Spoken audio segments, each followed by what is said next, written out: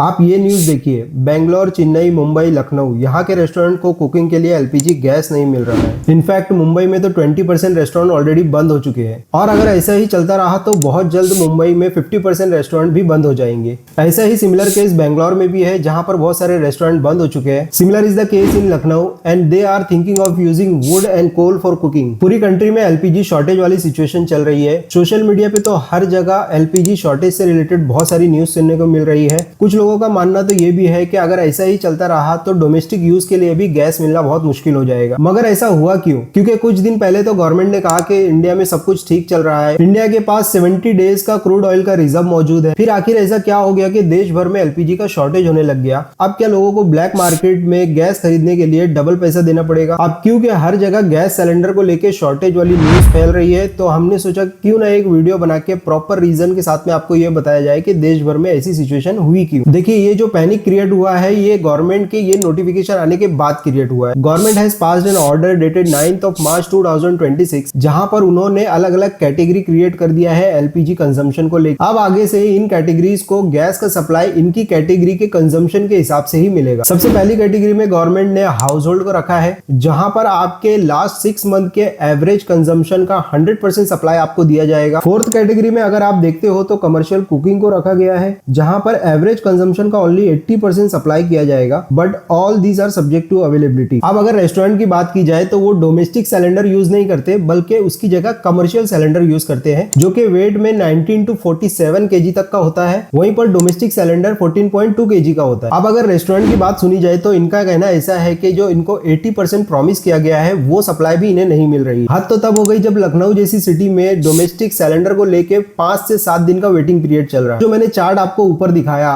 उसके हिसाब से देखा जाए तो गवर्नमेंट का पूरा फोकस जो है वो डोमेस्टिक सप्लाई के ऊपर है, ना कि कमर्शियल सप्लाई के ऊपर। अब डोमेस्टिक सप्लाई को स्मूथ बनाने के लिए गवर्नमेंट ने एसेंशियल कमोडिटीज एक्ट को इन्वोक किया है। अब आप सोच रहे होंगे कि ये एसेंशियल कमोडिटीज एक्ट क्या होता है। चलिए मैं आपको बताता हूँ। एसेंशियल कमोडिटीज एक्ट 1955 में पास हुआ था ताकि आम पब्लिक को एसेंशियल गुड्स जरूर से मिले और जो भी अवेलेबल हो वो फेयर प्राइसेस पे अवेलेबल हो। इस एक्ट के तहत गवर्नमेंट एसेंशियल कमोडिटीज के प्रोडक्शन, सप्लाई एंड डिस्ट्रीब्यूशन को कंट्रोल कर सकती है। Black marketing and illegal holding of stock के ऊपर भी लगाम लगाया जा सकता है और साथ ही गवर्नमेंट कंपनीज को ये भी कह सकती है कि पर्टिकुलर एसेंशियल कमोडिटीज के प्रोडक्शन को या फिर सप्लाई को बढ़ाया जाए। इसी एक्ट के तहत गवर्नमेंट ने रिफाइनरीज को कहा है कि एलपीजी गैस के प्रोडक्शन को बढ़ाया जाए। एक और इंपॉर्टेंट बात आपको बताना चाहूंगा कि गवर्नमेंट ने हाइड्रोकार्बन मटेरियल जैसे कि प्रोपेन एंड ब्यूटेन, इनको गवर्नमेंट ने सिर्फ और सिर्फ एलपीजी गैस के प्रोडक्शन के लिए यूज करने के लिए कहा है। अब आप सोच रहे होंगे कि ये प्रोपेन एंड ब्यूटेन होता क्या है। These are actually gas which are used to make LPG. अब ये दोनों प्रोपेन एंड ब्यूटेन को केमिकल बनाने के लिए यूज किया जाता है और फिर यही chemical plastic, synthetic rubber, textile fibre, paint वगैरह बनाने के लिए यूज किया जाता है। अब इस ऑर्डर आने के बाद में ये प्रोपेन एंड ब्यूटेन को सिर्फ और सिर्फ एलपीजी गैस के प्रोडक्शन के लिए यूज किया जा सकता है, इसलिए बाकी चीजों का प्रोडक्शन डाउन होगा, लाइक पेंट,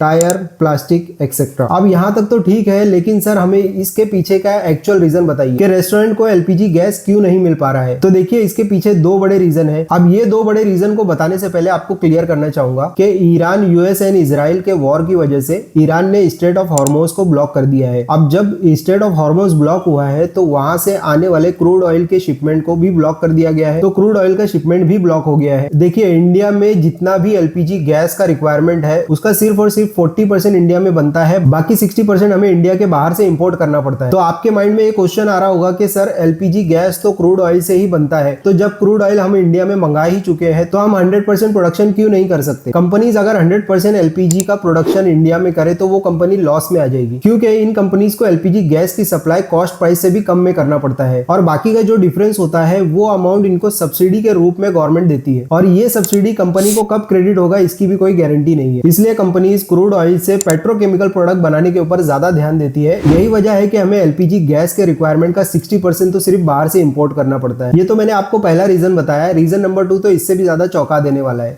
इन 2016 गवर्नमेंट लॉन्च्ड प्रधानमंत्री उज्ज्वल योजना। इस योजना में सरकार गरीब घरों को कुकिंग गैस प्रोवाइड करती है और ये स्कीम इतनी ज्यादा सक्सेसफुल हुई कि एलपीजी कनेक्शन 14 करोड़ से बढ़कर 33 करोड़ पहुंच गए। अब एक तरफ एलपीजी के बढ़ते हुए कनेक्शन यानी बढ़ती हुई डिमांड और दूसरी तरफ रिफाइनरीज कंपनी की तरफ से सप्लाई किया जाने वाला शॉर्ट सप्लाई, इसलिए आज नहीं तो कल शॉर्टेज क्रिएट होना लाजमी था। गवर्नमेंट की एक और गलती, government strategic crude oil reserve build कर रही है। अब इन्होंने क्रूड ऑयल रिजर्व तो बना लिया, लेकिन एलपीजी एलपीजी गैस को स्टोर करने में ये पीछे रह गए। इंडिया में एलपीजी स्टोरेज कैपेसिटी सिर्फ 1.9 मिलियन मैट्रिक टन है, जो लगभग 21 से 22 डेज के आसपास होता है।